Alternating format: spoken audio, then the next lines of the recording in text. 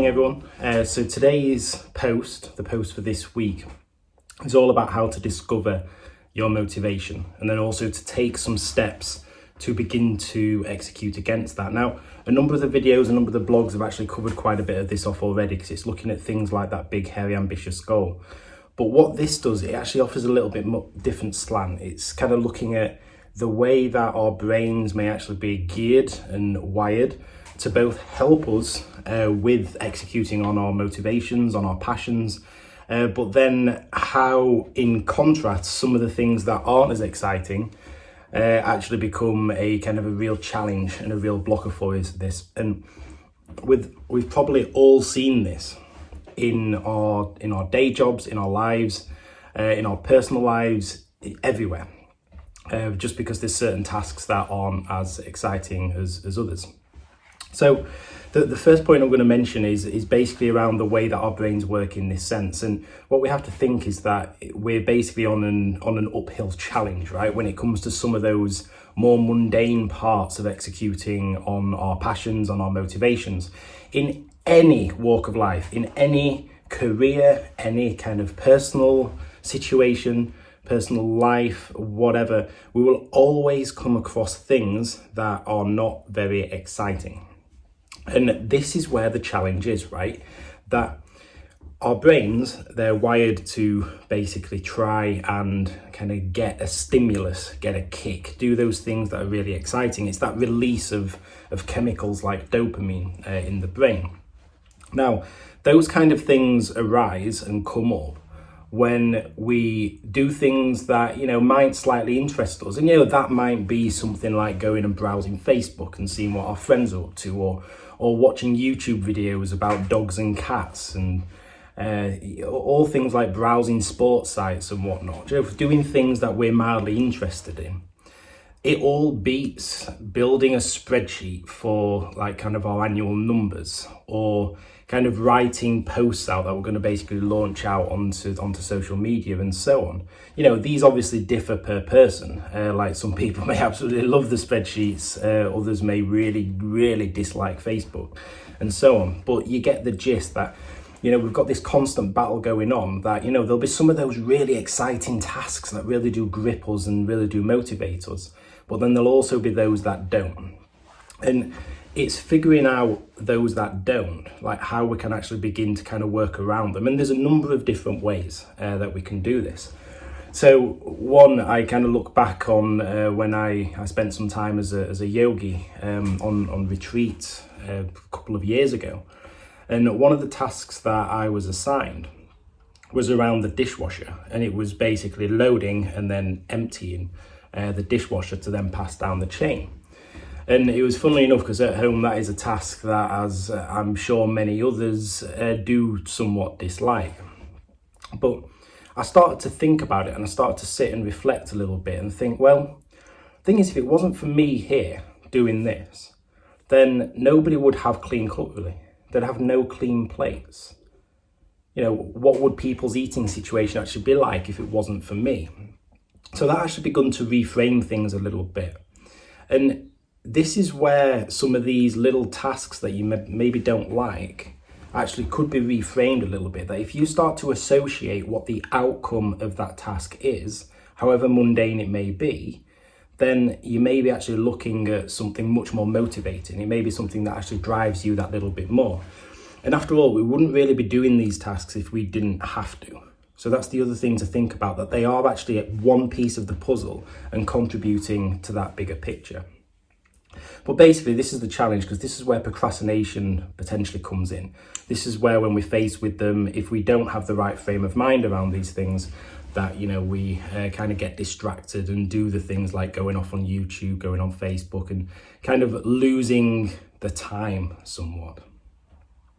So that's kind of the first piece that I wanted to cover off about the motivation, that there always will be tasks that aren't nice, that aren't pretty, but, we have to do them. And it's just basically getting over that hurdle and just thinking, right, once this is done, it's done, great. I can actually get on with some of the nice, really super cool stuff. So the other side of things, which kind of relates to this, and it's more so once those mundane tasks are out of the way, is the concept of flow state. like some of you may have heard of flow state, and it's basically where, and I'm sure that you've all experienced it in some form or other, it's where you basically lose track of things that are going on, right? You may sit there doing work, kind of thrashing things out, and you look at your watch and 3 hours have gone by. It may be that you just forget to eat. You realize you just suddenly kind of wake up from this moment and you're like, oh, well, actually, I realized I haven't been to the toilet for about 4 hours, so I need to go. So you begin to just kind of lose track. You lose kind of the state of play, but in a good way. Because what you're doing, you're so immersed in that thing that you're doing, you're so focused on that task at hand that you're just absolutely smashing things out. And it's that state that really, really helps us. So there's actually been some studies done around startups, and startups, they've been found to basically exist in this flow state for much longer than normal businesses. And as a result, that's why they often kind of have kind of a real kind of big growth and innovation focus, because they're passionate about it.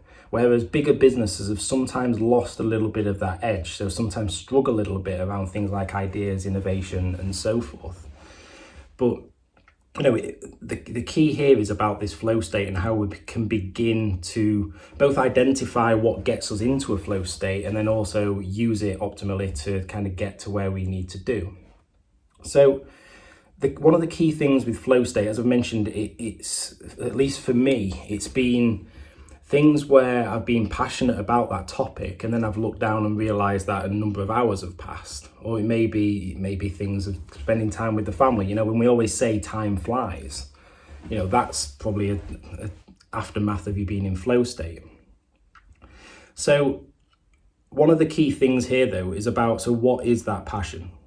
So we've focused on the motivation right at the start. We've basically looked down into kind of some of the more mundane tasks about that motivation.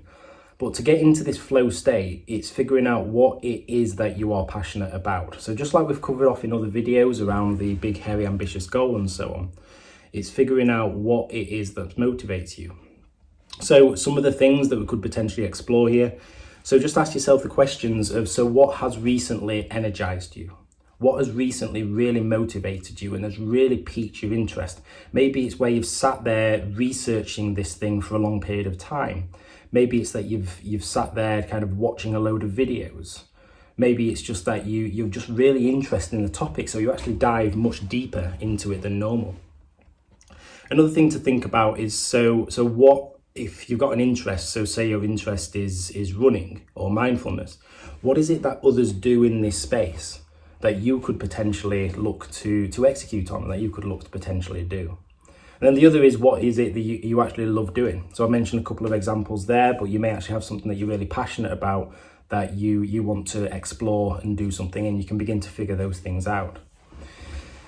And then the next part is about how there's basically the challenge of then kind of making sure that we do profusely execute on this kind of stuff. And this is often the real stumbling block, because we've often faced with a lot of conflicts. Like a lot of people that I work with, it's kind of looking and saying, well, I have financial commitments, or basically I'm still passionate about my core job, but I still have this interest on the side. Like, what is it? So what could actually work out for me in this sense? And there are a number of options here in terms of executing this kind of passion, this vision, without actually compromising much of that. So the first one is about thinking, so I've got this passion, I've got this kind of idea that I want to run with and that I'm really motivated to go towards and so on. How might I bring this into my work? So I'll give the prime example of what I'm doing. So here I'm bringing mindfulness practices into the company that I work for. I'm offering sessions and I'm basically running them on a semi-regular basis, just to kind of keep that fire alive somewhat, and obviously sharing materials and things like that as well. So beginning to ask the question about, so I've got this passion, will it actually benefit other people that I work with? And will I be able to do so without actually compromising kind of the core work that I do? Now, what I don't mean here is basically going out and selling to your colleagues. That's definitely going to be against company rules. But doing things like, what can I do to promote this as a free offering to people and give me more experience as well, whilst also kind of satisfying my need. That is something that is a lot more viable.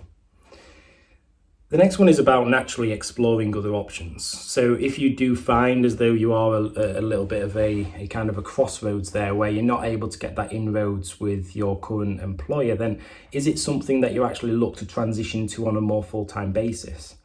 Naturally, the more risky one, especially if you are kind of just near the start, but it's something that is definitely worth exploring to understand, is this something that can become a real big thing for you? And then the third one is there something that you could do on the side? So this could be if I talk about running. I know when I lived over in Sheffield, I was a part of Sheffield Running Club, and every Tuesday and Thursday we used to meet up, and they was looking for coaches. So, this was an opportunity for me to go and do my running coaching certification and become a coach to support them on a Tuesday and Thursday evening. Similarly with the mindfulness, it's so can you do things that are online that like I do with Tranquil Lead to basically give people resources to help them out on this journey through mindfulness and so on. So there's a number of options there that you can work around. So if I just basically summarize what we've been through here in this video. So first off, we've talked about motivation. We've looked at the way that we tend to be kind of really motivated by the things that we're really passionate about, but then also there are tasks within that, there are activities within that are not motivating at all. And it's about how we recognize those, respond to them, and kind of do things to kind of promote them and just basically get them done and out of the way. We spoke about procrastination in this respect and what can actually happen if we end up just kind of drifting and kind of staying watching videos on YouTube and Facebook and so on. And that basically all that the brain is looking for here is a quick hit of dopamine to just keep us going. It's like an addiction. We then spoke about the passions and how you can begin to identify them. So there's the 3 steps about what recently energized you, what others do that you look up to, and then finally, what is it that you love doing? And then we also spoke about then how it's basically bringing this all together about how we may execute on some of this stuff. So the first one is about how we might bring it into the current things that we're doing. The next one is how we may look for other things. And then finally, it's how we may go and explore this on the side. So I hope this has been useful. As always, there's the blog that goes along with this, which always goes into kind of a lot more detail. And I hope that you've enjoyed. Have a good day.